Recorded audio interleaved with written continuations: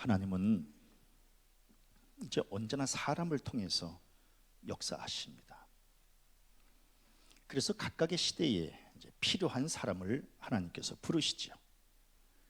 그리고 그 사람과 함께 이제 당신의 역사를 이어가시는 겁니다. 그래서 하나님의 부르심에 순종으로 응답하면 이제 붙잡혀 쓰임 받게 되는 것이고, 그 사람이 응답하지 않으면 사명의 기회는 다른 사람에게로 넘어가게 되는 겁니다. 가만히 보면 하나님은 사람은 바꿀 수 있고, 그러나 당신의 역사는 바꾸지 않는다라고 하는 겁니다. 이거 굉장히 무서운 얘기입니다. 하나님은 사람은 바꿀지언정 당신의 역사는 그대로 끌고 가신다라고 하는 겁니다. 그러니까 중요한 것은 하나님이 나를 택해 주셨을 때에 내가 하나님께 택하심을 받으면 하나님의 역사의 쓰임을 받는 것이고, 내가 거절하게 되면 아 그래? 그러면 그냥 다른 사람 불러서 내 역사를 이어가지라고 말씀하시는 분이 바로 우리 하나님이시다라고 하는 겁니다. 자, 그러면 하나님의 최대 관심사는 무엇일까? 바로 이 세상을 구원하시는 일입니다. 이게 이제 하나님의 최대 관심이고 최대 프로젝트다라고 하는 겁니다. 자, 인간의 죄로 인해서 각각의 심령이나 그리고 온 세상이 심판의 그늘 아래 놓이게 되었습니다. 그럼에도 불구하고 하나님은 당신이 직접 지으신 이 피조물들을 멸망으로 내모는 것을 원치 않으셨고, 어떻게 해서든지 회복의 기회를 허락하셔서 이들을 구원해야 되겠다라고 하는 그러한 계획을 세우게 된 겁니다. 그래서 하나님은 이 땅에 당신의 아들 독생자 예수를 이 땅에 보내셔서 십자가의 보혈의 피로 구원의 기회를 주시려고 마지막 기회를, 이제 마지막 계획을 세우시게 된 겁니다. 제가 마지막 계획이라고 고백할 수 있는 것은 다른 이로서는 구원을 받을 수 없나니 천하 사람 중에 구원을 받을 만한 다른 이름을 우리에게 주신 일이 없습니다. 분명하게 말씀하셨기 때문에 그렇습니다. 그래서 사도 요한은 하나님이 세상을 이처럼 사랑하사 독생자를 주셨으니 이런 그를 믿는 자마다 멸망하지 않고 영생을 얻게 하려 하심이라. 하나님이 그 아들을 세상에 보내신 것은 세상을 심판하려 하심이 아니요 그로 말미암아 세상이 구원을 받게 하려 하심이라 라고 하는, 그래서 오직 예수의 이름, 이 이름을 믿는 것만이 유일한 구원 방법이다 라고 하는 것을 우리에게 분명히 말씀해 주고 있습니다. 하나님의 이러한 구원 계획은 하루아침에 세워진 것이 아니고 이미 오래전부터 예언된 일이었습니다. 이사야 선지자가 아기 예수가 탄생하기 700년 전에 이미 뭐라고 예언하고 있느냐 하면, 한 아기가 우리에게 낳고 한 아들을 우리에게 주신 바 되었는데 그의 어깨에는 정사를 메었고 그의 이름은 기묘자라 모사라 전능하신 하나님이라 영존하시는 아버지라 평강의 왕이라 할 것임이라, 이렇게 말씀하시면서 이미 한 아기가 이 세상에 오게 될 텐데 그 아기가 왕이 되어질 것이요 그로 말미암아 모든 백성들이 구원을 얻게 될 것이라고 하는 이 예언의 말씀을 아기 예수 탄생하기 700년 전에 이미 예언해 놓았다라고 하는 겁니다.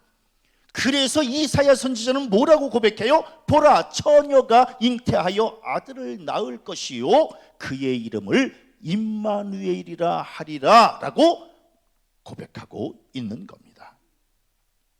그리고 같은 시대에 활동했던 미가 선지자도 베들레헴 에브라다야 너는 유다 족속 중에 작을지라도 이스라엘을 다스릴 자가 네게서 내게로 나올 것이라 이렇게 말씀하고 있는 겁니다. 즉 하나님은 당신의 구원 계획과 그 언약을 이루시기 위해서 이 땅에 예수를 그리스도로 메시아로 보내셨다라고 하는 겁니다. 그리고 더 중요한 것이 있는데 이 그리스도는 즉 아기 예수는 다윗의 후손 중에서 날 것이라고 예언하고 있었습니다.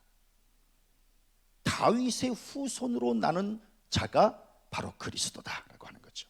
그래서 이사야 선지자는 뭐라고 고백을 해요? 이새의 줄기에서 한 싹이 나며 그 뿌리에서 한 가지가 나서 결실할 것이요. 즉 이새는 다윗의 아버지요, 이새의 줄기에서 가지가 나온다라고 하는 것은 이새의 줄기에서 결국은 아기 예수가 탄생하게 될 것이다. 다윗의 자손으로 이 땅에 오게 될 것이다 라고 지금 말씀하고 있는 겁니다. 그래서 예레미야 선지자도 비슷한 예언을 하고 있는 겁니다. 여호와의 말씀이니라. 보라, 때가 이르리니 내가 다윗에게 한 의로운 가지를 일으킬 것이라. 그가 왕이 되어 지혜롭게 다스리며 세상에서 정의와 공의를 행할 것이며 그의 날에 유다는 구원을 받겠고 이스라엘은 평안히 살 것이며 그의 이름은 여호와 우리의 공이라 일컬음을 받으리라 라고 예언하고 있는 거죠. 무슨 예언을요? 장차 오실 예수 그리스도는 다윗의 후손으로, 즉 다윗에게 한 의로운 가지가 일어나서 그 후손으로 이 땅에 그리스도가 올 것이다 라고 하는 거죠. 먼 훗날 예수께서 바리새인들에게 뭐라고 이야기를 하죠? 너희는 그리스도에 대하여 어떻게 생각하느냐? 누구의 자손이냐? 이렇게 물었을 때에 바리새인들이 뭐라고 이야기를 해요? 대답하되 다윗의 자손이니이다. 이렇게 고백하고 있는 겁니다. 그래서 오늘 성경 말씀 마태에서도 아브라함과 다윗의 자손 예수 그리스도의 계보라 이렇게 말씀하고 있는 겁니다. 자, 그리스도는 다윗의 후손으로 이 땅에 올 것이라고 하는 것을 이미 오래전에 예언되어 있는 것이고 그 예언이 비로소 성취된 날이 성탄절이다라고 하는 겁니다. 자, 그러면 하나님은 이제 당신의 구원 계획을 위해서 다윗의 후손 중에 누군가를 선택해야만 됐습니다. 제가 맨 처음에 말씀드렸죠. 하나님은 당신의 역사를 언제나 사람을 불러서 세워서 당신의 역사를 이어가신다고. 그러면 이제 다윗의 후손 중에 누구를 불러서 당신의 구원 계획을 이루어 가실까 고민하시던 하나님은 마침내 다윗의 후손인 요셉을 부르게 된 겁니다. 그래서 오늘 성경 말씀에 마태복음 1장 20절에 보니까 다윗의 자손 요셉아 이렇게 이야기하고 있는 겁니다. 다윗의 자손 요셉아. 즉 하나님은 이 세상을 구원하시기 위해서 요셉과 그리고 그의 아내 마리아를 택해서 이제 부르신 겁니다. 자, 생각해 보면 하나님께서 성육신 하셔서 이제 이 세상에 내려오셔야 되는데 이 세상에 내려오시려면 누군가의 태가 필요했던 겁니다. 즉 자궁이 필요했던 겁니다. 그래서 하나님은 누구의 자궁을 쓸 것인가를 고민하시다가 마침내 약혼만 하고 동거하지 않은 순결한 마리아의 태를 쓰기로 결정하신 겁니다. 그리고 사람의 방법대로 잉태가 아니라 성령의 방법으로 잉태케 하신 겁니다. 성령의 역사, 사람의 지혜나 경험으로 판단하거나 이해하기가 쉽지 않은 일이 있습니다. 약혼만 하고 동거하지 않았는데 어떻게 아기를 잉태할 수 있단 말인가? 우리는 이런 질문을 하게 될 겁니다. 그래서 성경은 성령의 역사라고 말씀하고 있는 겁니다. 우리의 지식으로 하나님의 일을 판단할 수 없습니다. 단지 하나님의 하시는 일에 우리 자신을 내어 맡길 수밖에 없는 겁니다. 우리가 흔히 성령의 역사를 제한하지 말라 이렇게 이야기를 하는데 이것은 뭐예요? 인간의 지식 안에, 이 지식의 한계 안에 성령을 가두지 말라라고 하는 겁니다. 성령의 뜻과 나의 뜻은 다를 수 있기 때문입니다. 우리는 동거해야 아기가 생길 수 있는 거 아닙니까? 라고 하는 것은 우리의 생각일 뿐이지, 동거하지 않고도 아기를 잉태할 수 있다고 하는 것은, 이것은 바로 성령의 역사다라고 하는 겁니다. 믿음이라고 하는 것이 뭐예요? 나의 뜻을 꺾고 성령의 계획에 나의 뜻을 맞추는 것이, 이게 바로 신앙이다라고 하는 겁니다. 자, 그런데 굉장히 중요합니다. 이러한 성령의 역사를 쉽게 받아들이기가 그렇게 쉬운 문제가 아닙니다. 그래서 이 요셉도 하나님의 구원 계획과 성령의 역사를 도저히 받아들일 수가 없어서 오늘 성경 말씀 19절에 보니까 가만히 끊고 싶었던 겁니다. 하나님의 구원 역사를 아멘으로 받아들여야 되는데 내 상식으로 이걸 도저히 받아들일 수가 없는 겁니다. 그러니까 그냥 마리아와 가만히 끊고자 했던 겁니다. 중요한 것은 우리는 스스로 구원의 역사를 만들어가는 존재가 아니라 하나님의 구원의 역사에 은혜를 덧입어야 될 존재라고 하는 겁니다. 은혜를 덧입는다라고 하는 것은 그 하나님의 역사에 순종해야 된다라고 하는 거예요. 그런데 우리는 자기 생각과 틀리다고, 자기 경험에 맞지 않는다고, 아무리 하나님의 뜻이라고 해도 그냥 우리는 가만히 끊고자 한다는 겁니다. 이게 단순히 요셉만의 문제가 아니라 말씀을 듣는 우리 성도들도 증거하는 최 목사의 설교가 자기네들의 생각과 자기네들의 경험에 합하면 아멘 하지만, 이게 나의 생각과 틀리면 그냥 가만히 끊고자 한다는 겁니다. 그냥 저 설교는 나하고 그냥 이렇게 끊고자 하는 겁니다. 받아들이고 싶지 않은 겁니다. 요셉도 지금 이 하나님의 역사, 성령의 역사, 구원의 역사를 그냥 가만히 끊고자 하는 겁니다. 왜? 받아들일 수가 없다는 겁니다. 그런데 놀랍게도 오늘 성경 말씀 19절에 보니까 요셉은 의로운 사람이라 이렇게 말씀하고 있는 겁니다. 의로운 사람인데 하나님의 일에 순종하지 않는 겁니다. 참 무서운 말씀입니다. 성경에 요셉은 의로운 사람이라고 인정을 받았는데, 그런데 하나님의 일을 조용히 끊고자 하는 겁니다. 온전한 신앙이라고 하는 것이 뭘까? 그것은 바로 순종의 신앙 아니겠습니까? 순종이라고 하는 것은 뭐예요? 자기에게 불이익이 있다 할지라도 하나님의 뜻을 믿음으로 받아들이겠다라고 하는 이 결단하는 것이 의로움 아니겠습니까? 그런데 요셉은 그런 의로움을 갖고 있었음에도 불구하고 조용히 끊고자 하는 겁니다. 우리 믿는 사람들은 어때요? 저마다 다 자기의 의를 내세웁니다. 자기가 다 신앙이 좋다고 이야기들을 합니다.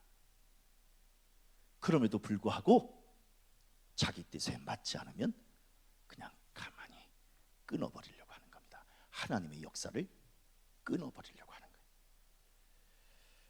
그래서 생각해보면 의롭다고 하는 사람들이 자기 의를 더 주장하게 되고 자기 뜻을 더 앞세우는 것을 보게 됩니다. 하나님께서 이 역사를 요셉에게 허락해 주신 것은, 너 의롭다고? 너 의로운데 왜 순종하지 않니? 너 왜 가만히 끊으려고 그러니?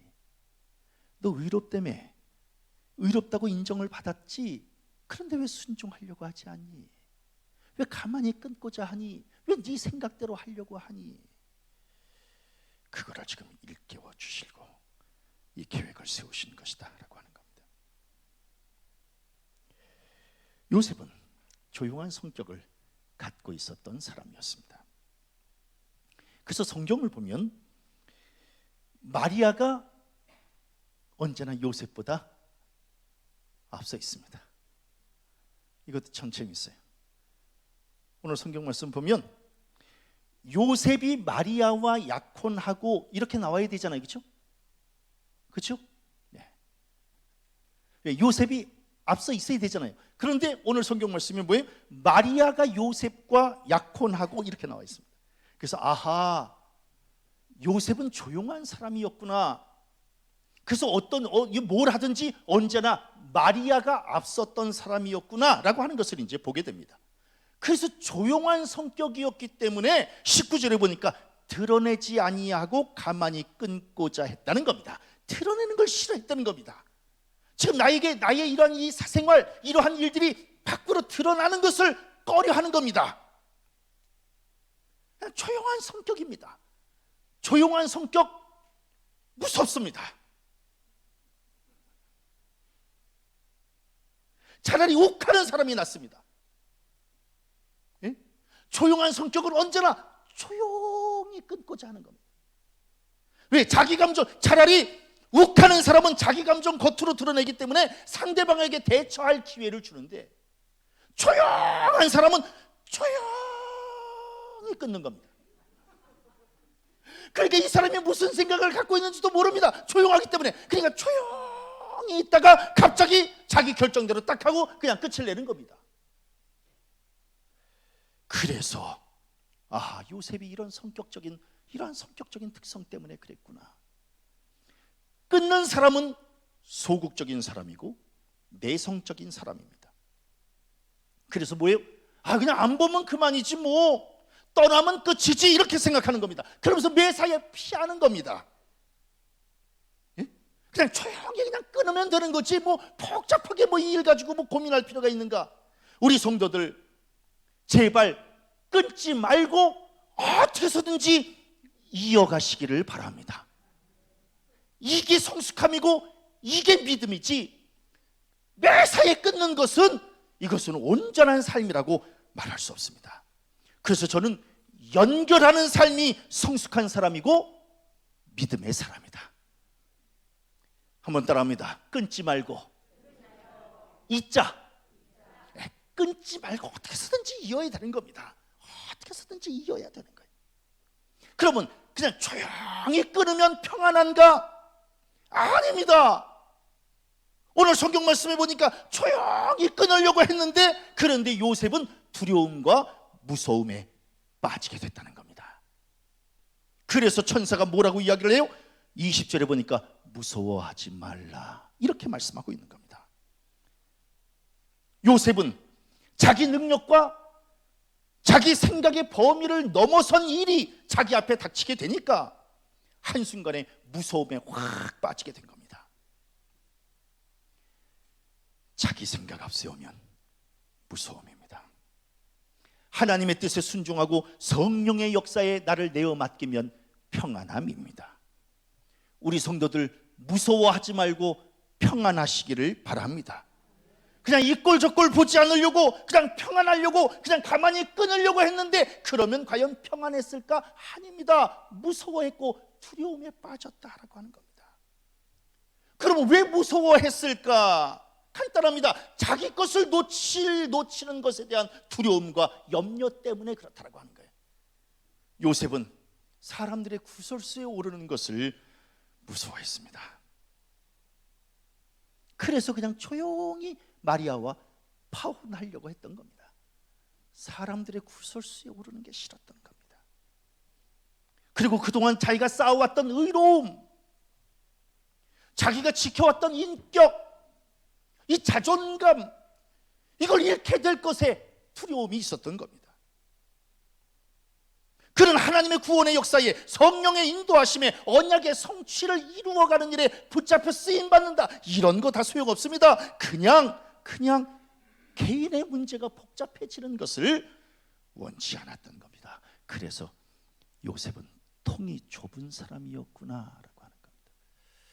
우리 성도님들, 하나님께 붙잡혀 쓰임 받으려면 이 소리 저 소리도 듣게 되고, 그래서 이겨내기도 해야 되고, 때로는 감수해야 되기도 하고, 때로는 억울해도 인내해야만 되고, 그런 일들을 감당해내야 하나님께 붙잡혀 쓰임 받는 것이지, 그냥 조용히 끊고자 복잡해, 그냥 조용. 작은 사람입니다. 그래서 성경에 마리아에 대한 이야기는 많이 언급되고 있는데 요셉에 대한 이야기는 별로 언급되고 있지 않습니다. 성격 때문에 그렇다라고 하는 거예요. 자, 마침내 하나님께서 어떻게 이 요셉을 변화시키는가? 하나님의 구원 계획은, 하나님은 자연을 통해서, 역사를 통해서, 말씀을 통해서 계시하시지만 오늘 성경 말씀에는 꿈을 통해서, 환상을 통해서 이제 요셉에게 말씀하고 있는 겁니다.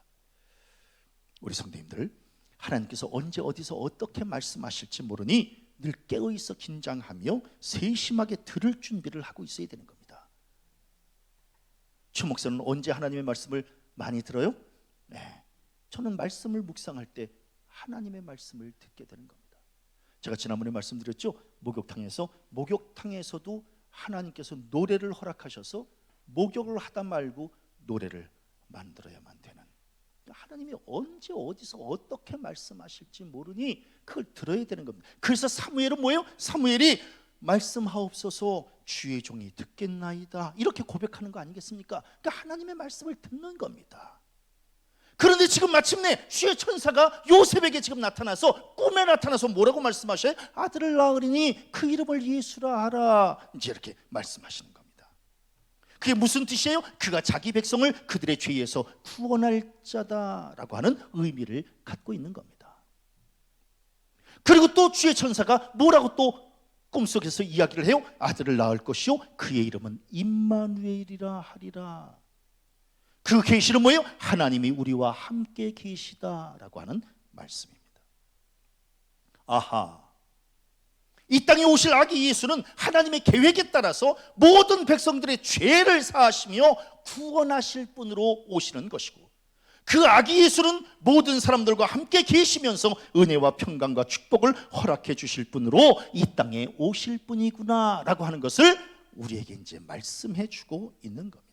이게 바로 하나님의 구원 계획이요 그리고 타인생의 목적이다라고 하는 거죠. 그래서 아기 예수를 믿음으로 영접하는 모든 백성들은 죄에서 구원을 받게 되는 것이고, 하나님과 동행함으로 은혜와 평강과 축복을 덧입게 되는 것이다 라고 하는 겁니다. 자, 오늘 성탄절입니다. 아기 예수가 이 땅에 오신 날입니다.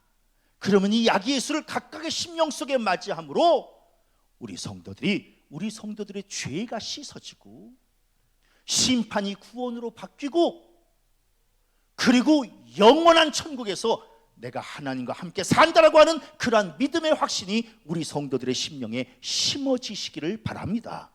그리고 그 이름을 또 임마누엘이라 하리라고 하는 말씀은, 하나님이 언제나 나와 함께 하시고, 그 나와 함께 하시는 하나님이 언제나 나를 일으켜 세워주시고 승리케 해주신다라고 하는 믿음의 확신을 가지고 무장해서 살아가는 것이 온전한 성탄의 의미다라고 하는 겁니다. 그것을 이제 주의 천사가 요셉에게 가르쳐 주게 된 겁니다. 그의 이름을 예수라 하고, 그리고 그의 이름을 임마누엘이라 해라. 그 예수를 네가 받아들이면 너의 죄가 사해지고, 그리고 그 아기 예수가 너와 함께함으로 네가 온전한 삶, 승리하는 삶을 살게 될 것이다. 이제 이렇게 말씀하고 있는 겁니다. 그 꿈을 딱 꾸고 난 다음에 이 요셉이 어떻게 바뀌게 되었는가, 이게 굉장히 중요합니다. 굉장히 중요한 말씀입니다. 자, 가만히 끊고자 했던 요셉이 24절에 보니까 주의 사자의 분부대로 행하여 순종의 신앙으로 바뀌게 된 겁니다. 그리고 아내와 헤어질 결심.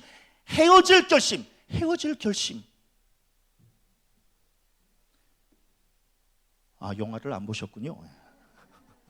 아내와 헤어질 결심을 하려고 했던 이 요셉이 뭐예요? 24절에 보니까 그의 아내를 데려왔다고 기록하고 있는 겁니다. 그리고 뭐예요? 순수한 하나님의 계획과 성육신의 이 역사에 걸림이 되지 않으려고 25절에 보니까 아내와 동침하지 않았다는 겁니다. 끝까지 하나님의 역사가 어떻게 이루어지는가를 보려고 아내와 동침하지 않는 신앙으로 바뀌게 된 겁니다. 그리고 뭐예요? 주의 천사가 그 이름을 예수라 하라라고 하는 말씀대로 그대로 순종하며 25절에 보니까 그 아들의 이름을 예수라고 이름을 지었다라고 하는 겁니다. 저는 이 말씀을 묵상하면서 이